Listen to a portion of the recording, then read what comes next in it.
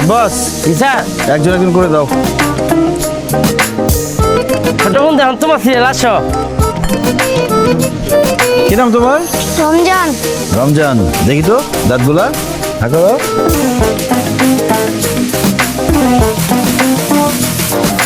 Brush করো না ঠিক মতো, তাই না? প্রত্যেক দিন 2 বেলা করে ব্রাশ করতে হবে, রাতে ঘুমানোর আগে আর সকালে নাস্তার পরে। ওই যে এই দাঁতটা এই যে পোকা খেয়ে ফেলতেছে, এটাকে ফেলে দিতে হবে।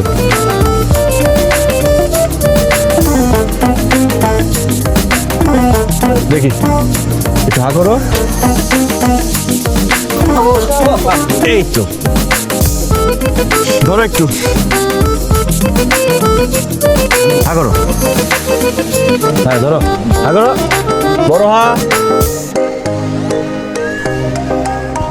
ও মা গো বাবা গো, নাকে আমার দাঁত তুলে লাইলো গো। দাও দাও দাও দাও, দেখি দেখি দেখি দেখি।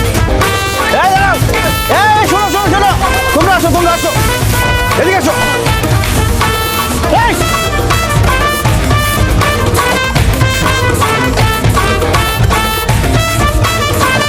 রমজান, এই দাঁড়াও। কি ব্যাপার? আপনি এভাবে ছুটতেছেন কেন? আরে আমি দেখতেছি আমি দেখতেছি। ওই পিচ্ছি আমার ইনস্ট্রুমেন্ট মেডিসিন সব নিয়ে পালাচ্ছে। কোন দিচ্ছি মানে কি? একটু আগে ওর দাঁত তুলছি, রেগে আমার জিনিসপত্র নিয়ে পালাচ্ছে। দেখেন, আপনার চেম্বারে এমনিই কোনো পেশেন্ট যায় না, তার উপরে আপনি আমাকে আসতে বললেন, আমি আসলাম, এসে দেখি আপনি নাই। পরে রিসেপশনিস্ট বললো আপনি এইখানে আছেন। তো কি এইখানে কি পেশেন্ট খুঁজে বেড়াচ্ছেন নাকি? এটা ফ্রি ক্যাম্প, যারা আমার চেম্বারে যেতে পারে না তাদের জন্য। ও আচ্ছা। এই কুমড়া সঙ্গীতে দেখ তোর কত বড় সাহস, স্যারে আমাকে সবসময় উপকার করে, তার মেডিসিনের বাক্স লয়ে তুই পলাইছস। আচ্ছা ওকে ছাড়েন। স্যার উনি কে? ও বুঝতে পারছি, ভাবি। আসসালামু আলাইকুম ভাবি। স্যার ভাবিরে নিয়ে এবেন আমার কাছে আগে কইবেন না। চলেন ভাবি, আমার গরিবখানা চলেন, একটা ডাইল ভাত খাইবেন। জানেন না ভাবি, স্যারে সারা জীবন আমাকে অনেক কিছু দিছে, কিন্তু স্যারের আমরা কিছু দিতে পারি না। মনে করেন এই যে আমরা যারা গরিব আছি লোকজন, টাকার জন্য দাঁতের চিকিৎসা যায় করতে পারে না, এই স্যার কি করে ভিজিট ছাড়া মাগনা চিকিৎসা করে দেয়। তাই নাকি? আরে না, বেশি বেশি বলছে। এই হোকা উস্কা হোকা উস্কা হোকা উস্কা। আচ্ছা আচ্ছা আচ্ছা আচ্ছা, থাক থাক থাক। এই তুমি সোজা হও। শোনো, মুখের তুলা 1 ঘন্টার মধ্যে ফেলবা না, আর যেখান থেকে দাঁত তুলছি সেখানে নতুন দাঁত গজাবে। যাও বাসায় যাও। আব্বাস ক্যাম্পের মালামাল সব নিয়ে আসো। ঠিক আছে। ভাবি চলেন না, চারটে ডাইল খেয়ে দেবেন। অন্য আরেকদিন আসবো। আসি হ্যাঁ, ওয়ালাইকুম আসসালাম। আসেন।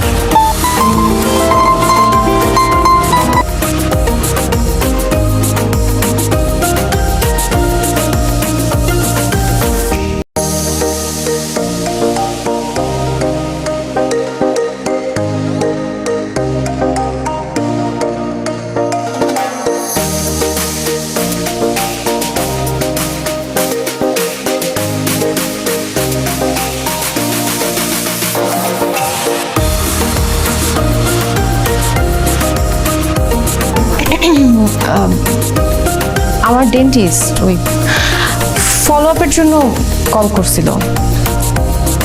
আবার প্রেম ট্রেম করছিস না তো? কি যে বলো না, আমি করব প্রেম? সেটাই।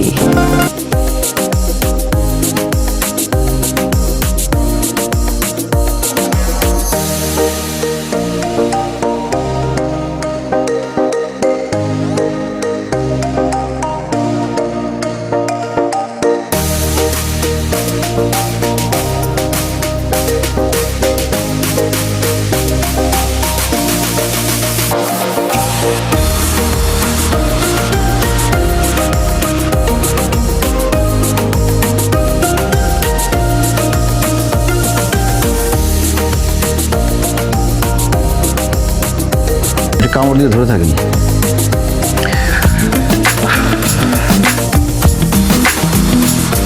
হয়েছে? এই তো আরেকটু। তোমার বাড়িতে কে কে আছে বাবা? আন্টি আমার মা আছে, বাবা আছে, ঢাকাতে আমি একাই থাকি।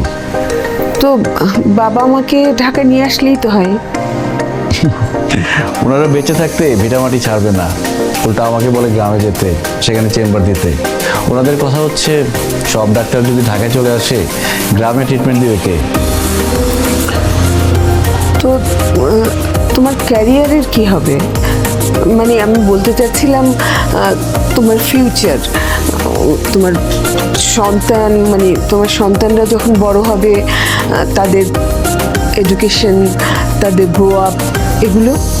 আমি তো গ্রামের স্কুল থেকে পড়াশোনা করে এ পর্যন্ত এসেছি। আমার আরও বন্ধুরা আছে, আমার যারা গ্রামে আছে তারাও ভালো আছে। আমার মনে হয় কি, আমাদের সমাজে সব ধরনের মানুষেরই দরকার। আর ক্যারিয়ার, সেটা সততা আর পরিশ্রম থাকলে এমনিতেই হয়ে যাবে।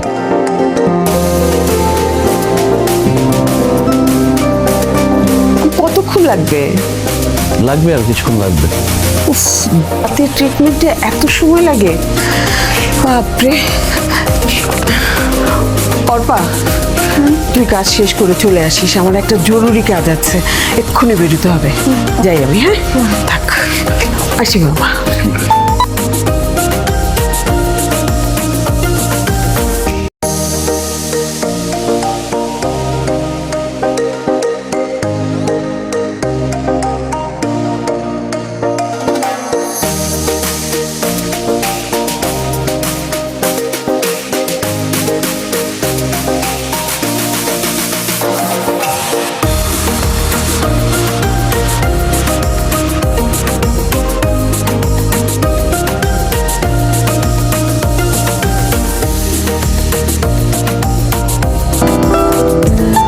যাক, ফাইনালি শেষ হলো।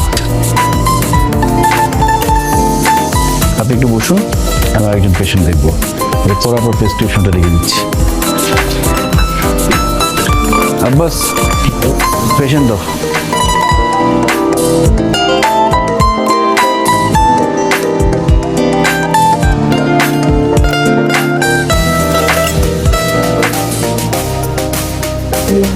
এই তো কিছুক্ষণের মধ্যে নর্মাল হয়ে যাবে।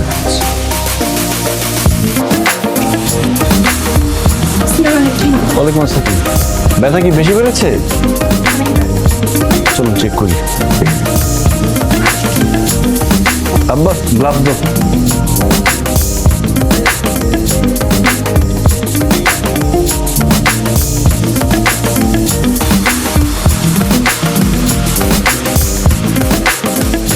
দেখি, হা করুন।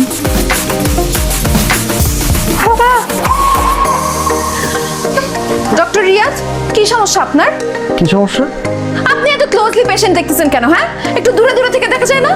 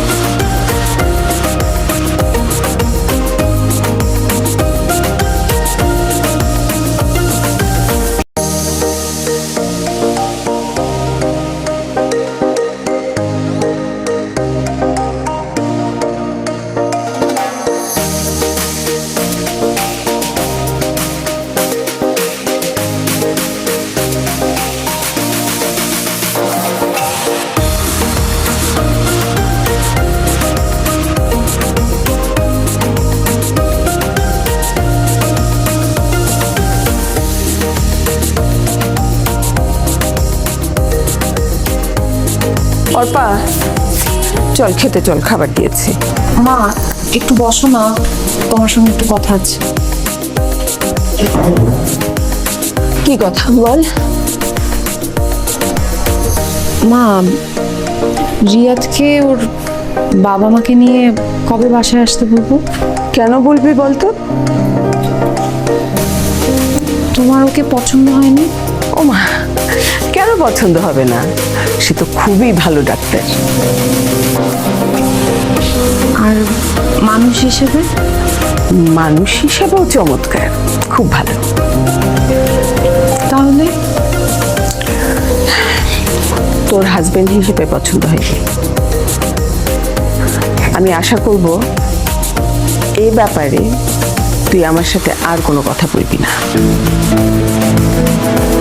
ছেলেটার চিন্তা চেতনা একদম তোর বাবার মতো, গ্রামে গিয়ে থাকবে, যার জন্য তোর বাবার সাথে সেপারেশনটা পর্যন্ত আমার হয়ে গেল। তোকে আমি কোনো অনিশ্চয়তার মধ্যে থাকতে দেব না। জীবনে তুই যা চেয়েছিস আমি তোকে সব দিয়েছি। তুই শুধু কথা দিয়েছিস একটা ব্যাপারে আমার মতকে প্রাধান্য দিবি, সেটাও যদি না দিস আমার বলার কিছু নেই।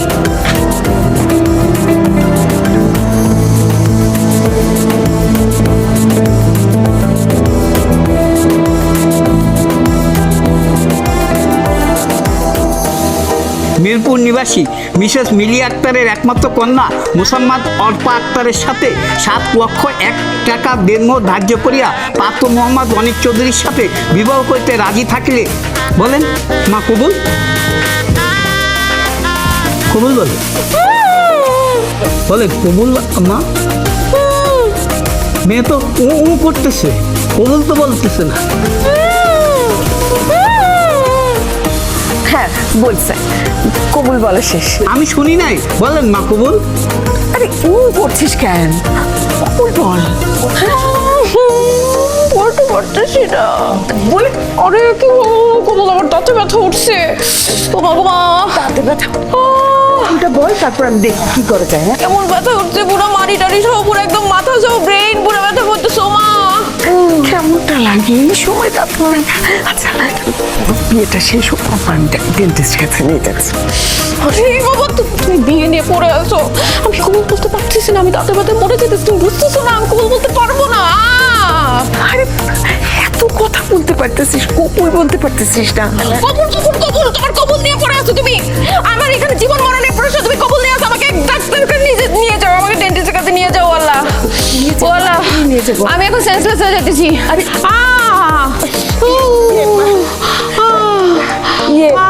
ওর তো শরীরটা খুব খারাপ। ডেন্টিস্ট, আমার মনে হয় ওকে একটু ডেন্টিস্টের কাছে নিয়ে এক্ষুনি আমি চলে আসতেছি। হ্যাঁ চলো চলো চলো।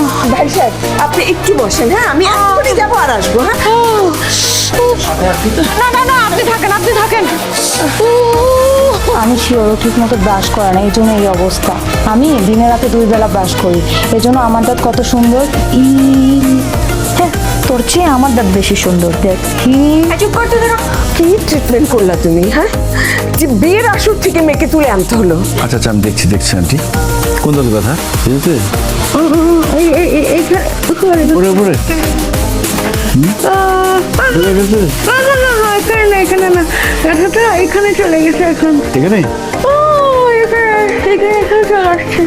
এদিকে তাড়াতাড়ি, হ্যাঁ তাড়াতাড়ি করুন। দেখছেন এটা? হ্যাঁ, হাঁকুন একটু এদিকে। আরে আমরা চলে আসছি তো, চলে আসছি। ওদিকে একটু বসতে পারো।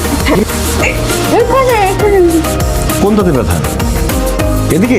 এখন হচ্ছে এদিকে চলে গেছে। ক্লিয়ার করে বলেন তো আপনার কোন দাঁতে ব্যথা? বিয়ের আসর থেকে আপনার কাছে চলে আসছি, কোথা ব্যথা বুঝেন না? বিয়ের আসর থেকে এসেছিলাম, ফোন করলাম, ফোন তো ধরেননি। ফোন ধরে গেলে তো কি হয়েছে? বাসায় চলে আসতেন। বিয়ের দাঁত খেতে ঠিক তো নাচতে নাচতে বিয়ের বিয়েতে গিয়ে বসে পড়ছেন। আমি কি ইচ্ছা করে বিয়ে করতে গেছি? আম্মা জোর করছে। মা জোর করছে তো বিয়ে করে ফেলেন, এখানে আসছেন কেন? বেশি কথা বলবেন না, বেশি কথা বললে কিন্তু একদম যে সাথে সাথে বিয়ে করে ফেলবো। একদম অ্যানেস্থেশিয়া দিয়ে দিন, কবল বলতে পারবেন না। ঠিক আছে, একটু বুঝতে ও হ্যাঁ তা কি সমস্যাটা কি ধরে গেল? আন্টি ব্যথাটা একটা দাঁত থেকে ওই নার্ভে করে অন্য 2-3টা দাঁতে চলে গেছে। এটা ট্রাইজেমিনাল নিউরালজিয়া, মানে খুব ক্রিটিক্যাল। এটা এমনি ঠিক হবে না, আমার মনে হয় সার্জারি করা লাগবে, অনেক সময় লাগবে, সারা জীবন ট্রিটমেন্ট করা লাগতে পারে। আমার মনে হয় আপনি বিয়েটা পিছিয়ে দেন, মানে বিয়েটা ভেঙে দেন আর কি। মানে কিছুক্ষণের জন্য যদি একটু ঠিক করে দেওয়া যেত, গিয়ে শুধু কোমলটা যদি বলে আসতে পারি শুধু। আন্টি ফিঙ্গার প্রিন্ট শুরু হয়ে গেছে। থাক, আর অভিনয় করতে হবে না, অনেক অভিনয় হয়ে গেছে। আমার মেয়েকে তো আমি চিনি। ডাক্তার রিয়াদ, তুমি তোমার বাবা আমাকে খবর দাও, আমি তাদের সাথে কথা বলবো।